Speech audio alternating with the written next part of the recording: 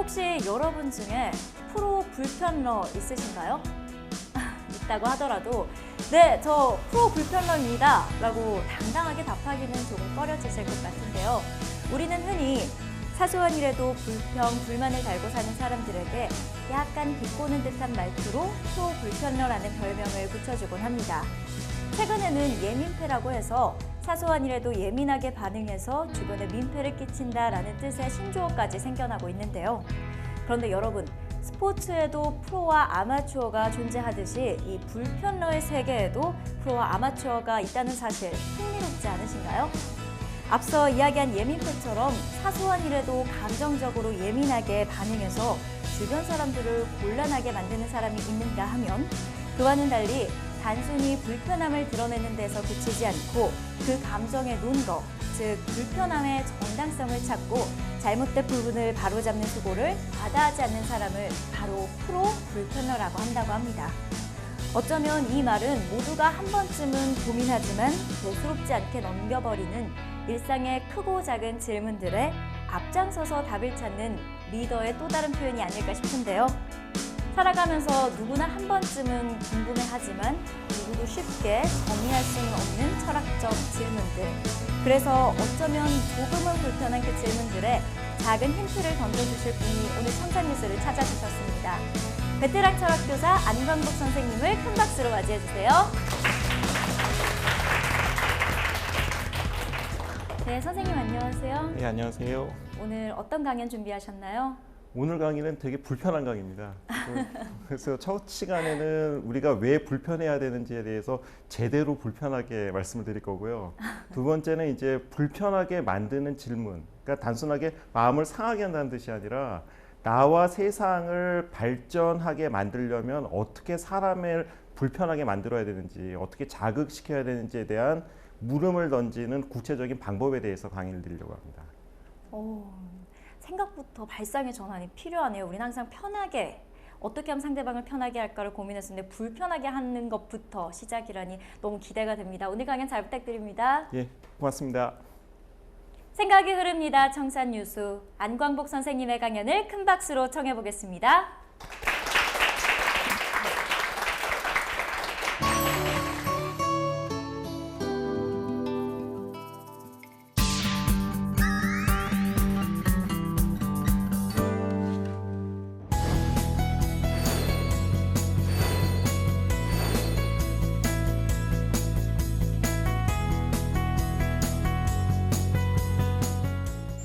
안녕하세요. 철학교사 안광복입니다. 제가 오늘 드릴 강의는 좀 불편한 강의인데요. 저는 고등학교에서 23년 동안 철학을 가르치고 있습니다. 근데 재밌는 게요. 공부를 잘하는 학생들은 공부에 대해서 고민이 많을까요? 적을까요? 오히려 성적이 떨어지는 학생들, 그러니까 바닥인 학생들은 오히려 수업 시간에 편안한 표정을 짓고 있어요. 근데 최상위권 학생들은 성적에 대해서 고민이 너무 많습니다. 심지어는 죽고 싶다라는 표현까지 할 정도로 성적에 대해서 고민이 많아요. 우리가 연예인들을 봤을 땐 참 예쁘다고 생각을 하지만 이 연예인들만큼 외모에 대해서 고민이 많은 사람들이 없거든요. 성장이라는 거는 항상 고민과 아픔이 있어야 가능합니다. 그래서 편안한 인생보다는 고민이 많은 인생, 아픔이 많은 인생이 성장하는 인생인데요. 그렇다고 한다면은 그냥 고민을 하면서 망가지는 인생이 아니라 고민을 통해서 성장하는 인생이 되려면은 어떻게 질문을 던지고 고민을 해야 되는지 그 말씀을 드리려고 하는데요. 먼저 우리가 갖고 있는 편견이 얼마나 강렬한지부터 보여드리도록 하겠습니다. 화면을 보시면요. 혹시 맨 위에 있는 무늬 혹은 글자 읽으실 수 있는 분 계세요? 태국어라 그래요. 저는 딱 봤을 때 이게 글자가 아니라 무늬로 보입니다. 두 번째 보이세요? 약간 알파벳하고 비슷하죠? 그리스 문자입니다. 이게 키르 폴이 이렇게 읽는데요. 세 번째 읽을 수 있어요? 만나서 반갑습니다라고 읽으시고 이 글자를 안다고 생각하시잖아요. 근데 재밌는 건 뭐냐면 이 글자를 읽을 수 있다는 거는 역설적으로 우리가 불구가 됐다는 거예요. 이거를 인지적 불구화라고 얘기를 합니다. 무슨 뜻일까요? 만나서 반갑습니다라는 말을 아는 순간 우리는 저 문자를 딱 보는 순간에 그냥 만나서 반갑습니다라고 읽혀요. 다른 글자로 절대 보이지가 않습니다. 저거를 만약에 그 어디에 장식으로 쓰려고 그러면 벌써 마음이 불편한 거예요. 왜 글자를 저기다 입히지? 이렇게 되는 거예요. 그런데 전혀 모르는 문자를 봤을 때는 다양하게 해석이 되거든요. 우리가 이렇게 뭔가를 알고 익숙해지는 순간 우리는 다르게 생각할 수 있는 여지가 없어져 버려요. 그래서 우리가 알고 있는 편견이 종종 이게 상식으로 굳어져 가지고 새로운 생각을 못하게 만들거든요. 예를 들어서 우리나라 사람들은 밥을 먹을 때 식탁에다가 밥상을 놓고 이렇게 먹는 게 당연하지만 일본 사람들은 그릇을 들어가지고 입에다 대고 먹습니다. 생각해보면 이렇게 먹는 것이나 대고 먹는 것이나 별 차이가 없어요. 그런데 우리 문화에서는 그릇을 들고 먹으면 이상하다고 생각합니다. 왜일까요? 어렸을 때부터 그렇게 먹는 게 당연하다고 배웠기 때문에 그래요. 그렇다고 한다면 이 그림을 한번 보세요. 이게 뭘 그린 그림입니까? 꽃이라고 생각을 하시잖아요. 근데 가만히 생각해보면 전 세계 어디에도 이렇게 생긴 꽃 없어요. 세상에 있는 꽃을 우리가 눈으로 보는 게 아니라 머릿속에 있는 대로 아 이게 꽃이야 라고 규정을 짓는 거예요. 만약에 꽃을 봤는데 꽃잎이 2개밖에 없어요. 그러면은 우리는 뭐라고 질문을 던지죠? 왜 꽃이 이래? 하고 물어봐요. 꽃잎이 2개일 수도 있는 거거든요. 그런데 그게 잘못됐다고 생각하는 거예요. 우리 머릿속에는 이미 뭔가를 배우는 순간 이게 옳다는 편견이 머릿속에 주입되고 그대로 세상을 보게끔 이렇게 생각을 하게 됩니다. 그러니까 새로운 생각을 하기가 참 어려워지는 거예요. 그래서 영국의 그 평론가인 러스킨이 정말 멋있는 얘기를 했어요. 제가 이 문구를 그대로 읽어드리겠습니다. 그는 끊임없이 대생을 하고 또 했다. 아무리 예쁜 나무도 1분 이상 시선을 잡아 끌기 어렵다. 그러나 그림으로 그리려면 적어도 10분 이상을 예리하게 바라보아야 한다. 여행자의 시선도 이와 같다. 더 많은 명서를 보려 허겁지겁 흘겨보지 않고 하나씩 제대로 꼼꼼하게 살피며 고개를 끄덕거리는 자세가 필요하다. 자세히 보고 섬세하게 봐야 그것의 가치를 알 수가 있어요. 머릿속에 주입된 대로 보면 그냥 보면서도 그것의 가치를 알지를 못합니다. 그것에 한 사람 한 사람이 가지고 있는 가치 그리고 물건 하나하나의 가치를 그것 자체로 보는 훈련을 해야 다르게 생각할 수가 있고 창의적인 생각을 할 수가 있는 거예요. 진정으로 소중한 것은 속도가 아니다. 인간의 즐거움은 결코 가는 것 자체에 있는 것이 아니라 지금 이 순간에 오롯이 머무는 데 있기 때문이다. 철학자 마르쿠스 아우렐리우스가 뭐라 그랬냐면요. 이 마르쿠스 아우렐리우스는 전쟁터에서 평생을 살았던 사람인데요. 이 사람이 그 철학을 했던 방법은 뭐냐면 전쟁터에서 잠깐 휴식이 오는 사이에 막사에 들어가서 이 사람 표현 그대로입니다. 철학으로 돌아가 휴식을 취했어요. 이게 무슨 얘기냐면은 급하게 뛰는 게 아니라 멈춰서서 마음을 가다듬는 거예요. 왜 그렇지? 왜 이렇게 생각할 수밖에 없지? 다르게 생각할 수는 없나? 라고 한번 생각을 해보시는 거예요. 그래서 익숙한 것에 질문을 던지는 불편한 물음을 스스로한테 던지는 거거든요. 당연한 것들을 당연하게 받아들이는 게 아니라 왜 그런지를 질문을 던져야 되는 거예요. 모든 학생이 모범생이면 사회가 지옥이 돼버려요. 아직도 남학생들은 머리를 스포츠 머리를 깎고 다녀야 될 거예요. 귀미 3cm 머리를 하고 다녔어야 될 거예요. 학생이 스포츠 머리를 하고 다녀야 된다는 규정이 전 세계에 어디 있어요? 없잖아요. 그런데 불과 10여 년 전만 해도 그게 당연한 상식이었던 거예요. 그렇잖아요. 그죠? 왜 그래야 됩니까? 라고 반항하기 때문에 사회가 발전하는 거예요. 안 그럴 수도 있잖아요. 그러니까 뭐냐면 당연하게 이게 그렇다고 받아들인 게 아니라 왜 그런지를 물어야 돼요. 그런데 문명이라는 거는 끊임없이 사람들을 인지적으로 불구화시키는 과정이기 때문에 이게 왜 그런지도 모르고 관습적으로 그걸 따라가는 일들이 세계에는 너무 많아요. 대표적인 걸 하나 보여드리면 전화기가 처음 등장했을 때 이제 통화하는 풍경이에요.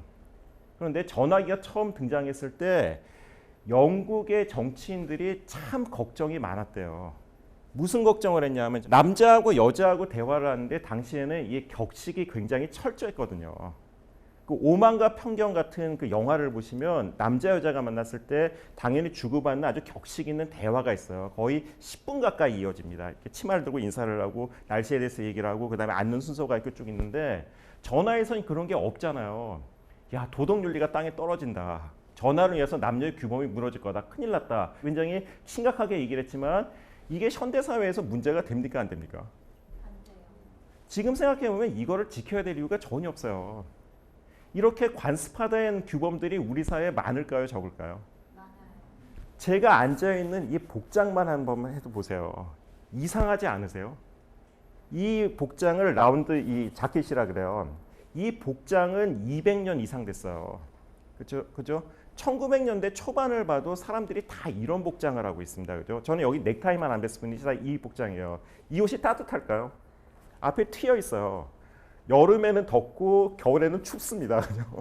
근데 이 이상한 복장을 계속 하고 있어요. 왜일까요? 격식이다? 그렇죠. 격식이라고 이런 복장을 해야 규칙에 맞고 그리고 정중하고 예의가 있다고 생각하기 때문에 저도 강의를 할 때 이런 복장을 하고 오는 거예요. 이런 것들이 우리 생활 곳곳에 있어요. 남자는 이래야 된다, 여자는 이래야 된다 이런 식의 그 정해진 규범이 너무 많거든요.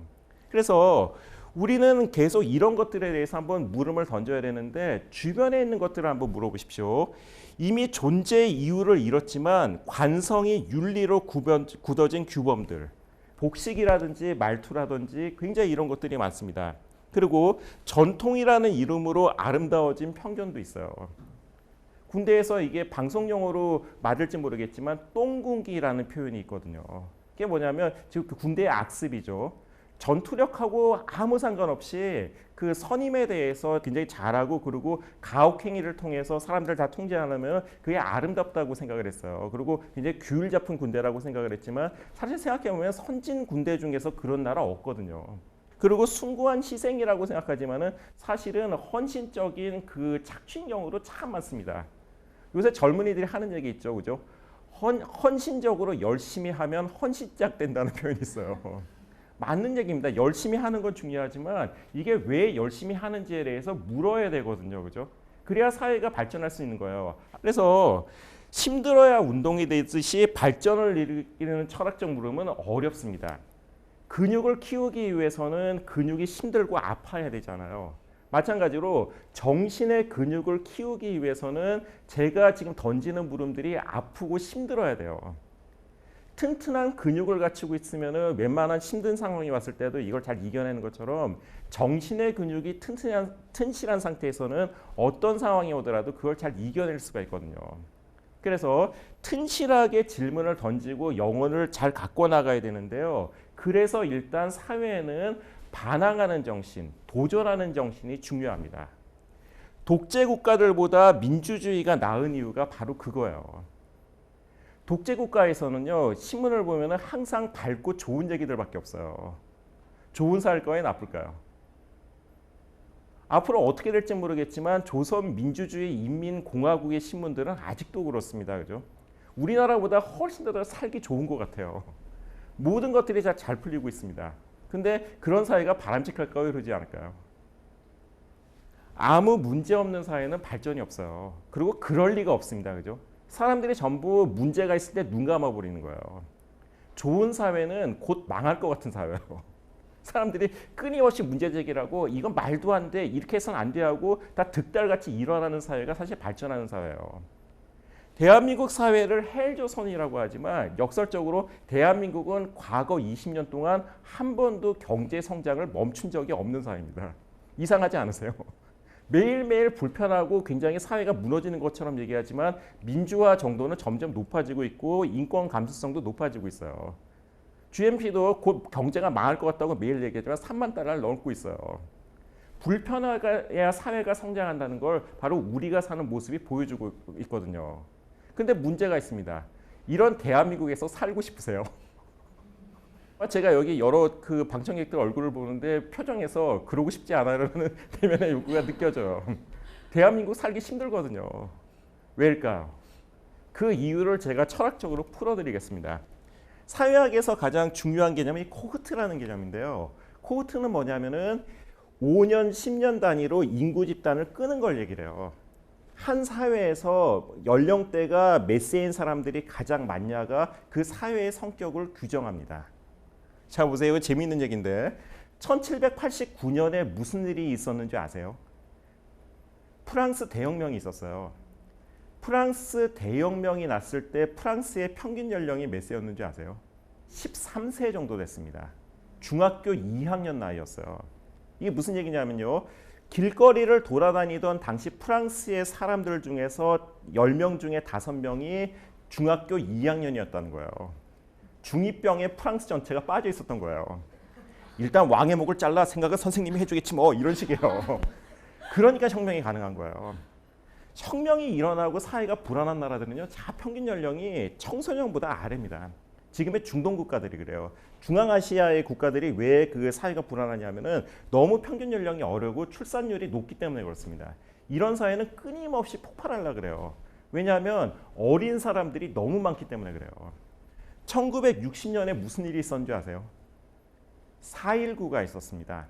4.19 때 우리나라의 평균 연령은 19세에서 20세 사이였어요. 길거리에 돌아다니는 시민 중에서 10명 중에 5명이 17살, 18살 정도였던 거예요. 18살이 어떤 나이죠? 이상이 현실을 이기는 나이예요. 이상대로 움직이지 않으면 현실을 도저히 못 견디는 나이가 18살입니다. 선생님이 왜 그러시면 안 되는지를 제가 세 가지로 설명드리겠습니다 하고 그 부들부들 떠는 게 19살이에요. 그래야 됩니다. 원래 청춘은 그래야 되거든요. 이상에 맞춰가지고 현실이 못마땅한 게 20살 나이에요. 그러니까 혁명이 가능했던 거예요. 끊임없이 바뀌려고 그러고 불의에 저항하려고 그러는 게 평균 연령 19세 사회의 특징이거든요. 그런데 대한민국은 지금 어떤 사회냐면은 2015년에 평균 연령이 40세를 넘었습니다. 길거리를 돌아다니시는 분들을 보면요. 10명 중에 5명 이상이 40대 이상이세요. 그러면 어떻게 되는지 아세요? 대한민국 사회 전체가 40대 이상의 사회의 모습을 갖고 있어요. 저는 고등학교에서 학생들을 가르치는데요. 학생들의 장래 희망을 읽다 보면 한숨이 터집니다. 도대체 이 학생들이 10대 청소년인지 정리해고를 앞둔 40대 가장들인지 알 수가 없어요. 장래 희망이 다 뭐죠? 교사, 공무원, 가늘고 모질게 잘리지 않는 직장 짱이에요. 다 이렇게 얘기를 하거든요. 40대의 꿈을 그대로 갖고 있는 거예요. 40대의 특징은 뭐냐면요. 이거 절대 비하적인 표현이 아닙니다. 사시면 그럴 수밖에 없어요. 이제 삶이 육체적으로도 힘들고 생활도 이제 부담이 많아지니까 변화하기보다는 적응하려고 합니다. 그냥 사회 자체가 불합리하니까 바꾸려기보다는 이 사회에서 어떻게든지 나만 살아남으려고 하는 거예요. 그러니까 사회가 불편하면 이게 불편대로 이거를 불편한 질문을 던지면서 깨고 이겨내려고 하는 게 아니라 불편한 현실에 그냥 자꾸만 적응하려고 그러는 거예요. 그러니까 어떡하 겠어요? 불편한 문제 제기만 있고 불편한 상황을 바꾸려고 그러지 않으니까 사회 자체가 점점 더 불편해지는 거예요. 그래서 불편한 질문을 던짐으로써 이거를 현실을 바꾸는 에너지로 이끌어낼 수가 있어야 되거든요. 이 물음은 현실에서 부딪히는 교통신호가 잘못됐다 이런 사소한 거에 그치는 게 아니라 보다 근본적인 차원으로 들어가야 돼요. 우리 인류 문명이 얼마나 큰 편견에 빠져 있는지를 한번 고찰할 필요가 있습니다. 논어, 공자가 쓴 논어 하기편에 나오는 인생 진도표예요. 동양 사회에서는 2500년 동안 이대로 살면은 잘 사는 인생이라고 평가를 했습니다. 공자가 이렇게 살았거든요. 10대는 지학이라 그랬어요. 공부에 뜻을 두고 열심히 한다는 거예요. 지금도 똑같잖아요. 그죠? 10대는 열심히 공부하는 사람이 최고의 학생입니다. 그죠? 20대는 뭘까요? 약관입니다. 그죠? 이제 곧 성인이 된 거예요. 20살의 특권이 뭐죠? 실패해도 괜찮다는 거예요. 대학생은 실수를 해도요. 아름답고 귀여워 보여요. 저같이 탈모가 한 사람이 실수를 하면 추합니다. 아저씨가 좀 추태라 그러잖아요. 저 같은 사람이 실수하면 추하지만 20대는 아름다워요. 약관이잖아요. 그렇습니다. 젊은이다운 패기를 높게 사고요. 30대가 되면 이립을 해야 돼요. 이제 인생을 세워야 됩니다. 30대 초반이 스트레스가 진짜 많잖아요. 뭐 해야 됩니까? 인생의 과제들이 너무 많아요. 첫 번째 뭐죠? 그렇죠. 취업해야죠. 그리고 뭐 해야 돼요? 결혼해야죠. 그리고 뭡니까? 인류에 대한 의무를 다해야 돼요. 결혼하고 아이를 낳아야 됩니다. 사회적인 압력이 너무 많은 거예요. 근데 이 세 가지 과제를 해야 주변으로부터 넌 인생이 이제 제대로 길을 갔구나라고 판단을 받습니다. 40이 되면 이제 불혹이 돼요. 불혹이 무슨 뜻이죠? 저는 40 전에 그 논어를 봤을 때 불혹은 더 이상 흔들리지 않는 나이라고 생각을 했어요. 근데 제가 실제로 40대를 살아보니까 40부록은 무슨 뜻이냐면은 정리해고의 나이였던 거예요. 더 이상 흔들릴 수가 없기 때문에 부록인 거예요. 자기가 선택했기 때문에 이제 다른 길을 갈 수가 없습니다. 이게 40대인 거예요. 그죠? 어떻게 됐든 간에 자기 사회적 의무를 다해야 되는 게 부록입니다. 더 이상 흔들리지 않는 나이고 50세가 됐을 땐 지천명입니다. 그죠? 인생에서의 캐리어 하이, 하늘의 뜻을 알고 이제 가장 유능해지는 게 50대인 거예요. 50대에 대한 사회적인 기대가 얼마나 크냐 하면요. 각 나라의 집회에 등장하는 인물들의 얼굴을 한번 떠올려 보세요. 우리나라 집회에 등장하는 인물 누구 있습니까? 세종대왕 계시죠. 누구 있죠? 이황 있고 이이 있고 그리고 학생들이 가장 사랑하는 신사임당이 있습니다. 그죠? 이 인물들의 평균 연령이 몇 세로 보이세요? 전부 50대예요. 20대의 꽃미남 세종을 그려도 참 좋을 텐데 굳이 50대로 그립니다. 그 이유는 뭐냐면 50대가 가장 성공한 나이라고 생각하기 때문에 그래요.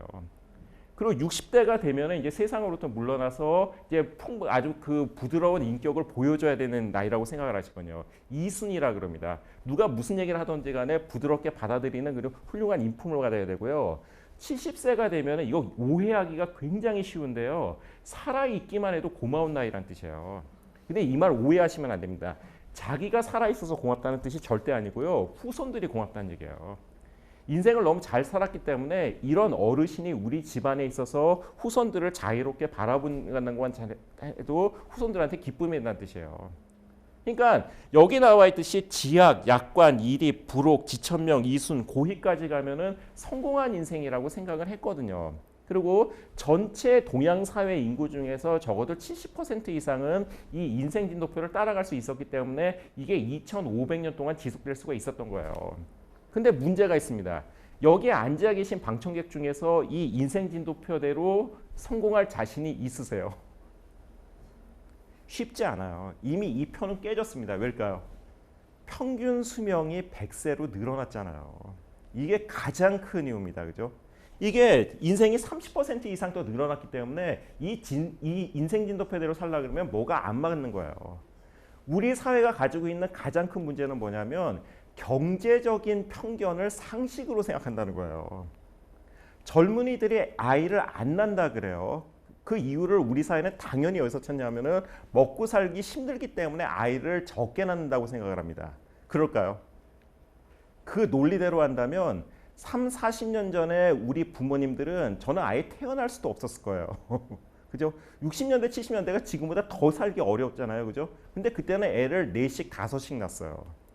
지금은 GNP 3만 달러 국가인데도 아이를 적게 낳습니다. 왜 적게 낳을까요? 먹고 살기 힘들어서 적게 낳을까요? 다른 이유일 수 있어요. 생물학자들은요, 인구가 이렇게 그러니까 출산율이 떨어지는 이유를 뭐로 설명하냐면은 평균 수명이 길어지면 출산율이 떨어진다는 생물학적 법칙에서 찾습니다. 아니던가요? 오래 사는 동물은요, 출산율이 낮아요.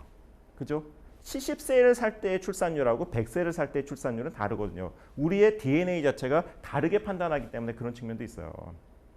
그리고 두 번째는 어떻게 하겠어요?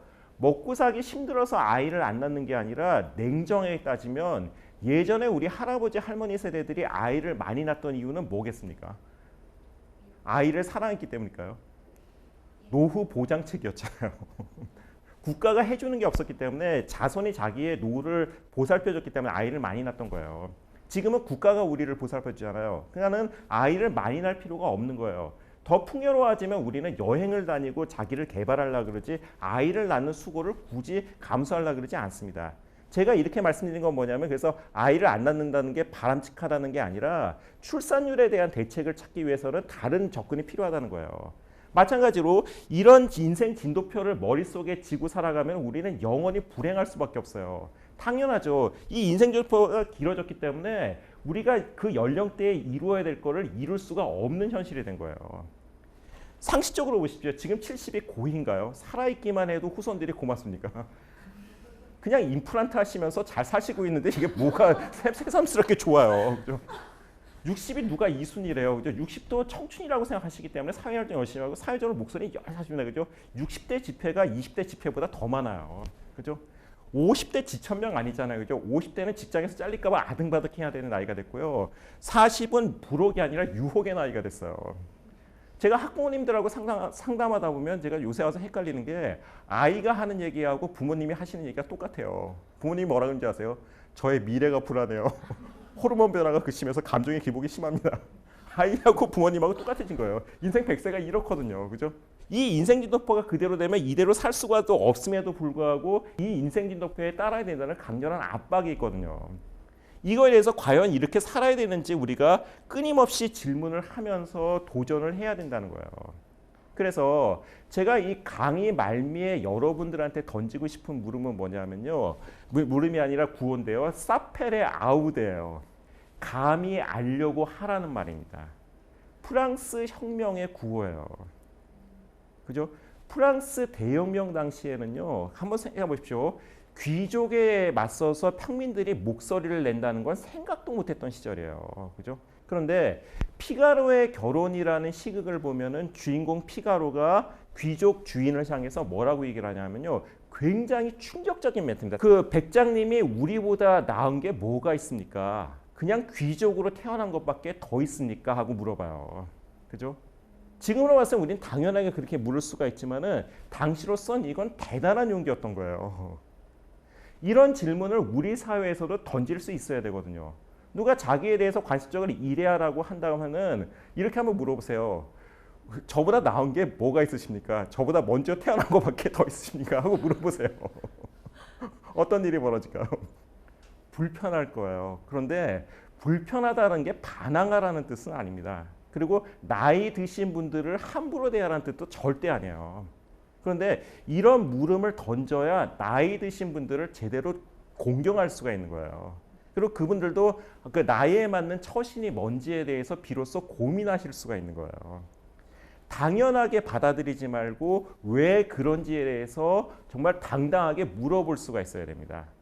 이번 시간에 제가 여러분들한테 드리고 싶은 메시지는 뭐냐면 삶이 발전하기 위해서는 내 삶이 불편해야 되고요. 그리고 이 불편함은 그냥 찾아오는 게 아니라 내 스스로 삶을 불편하게 만들어야 된다는 겁니다.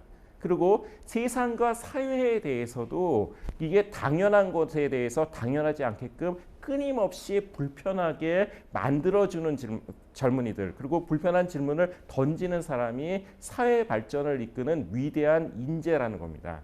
그러면 어떻게 해야 불편하게 만들 수 있는지, 발전을 이끌 수 있는 불편한 질문을 어떻게 던질 수 있는지는 다음 시간에 좀 더 섬세하게 설명드리도록 하겠습니다. 수고하셨습니다.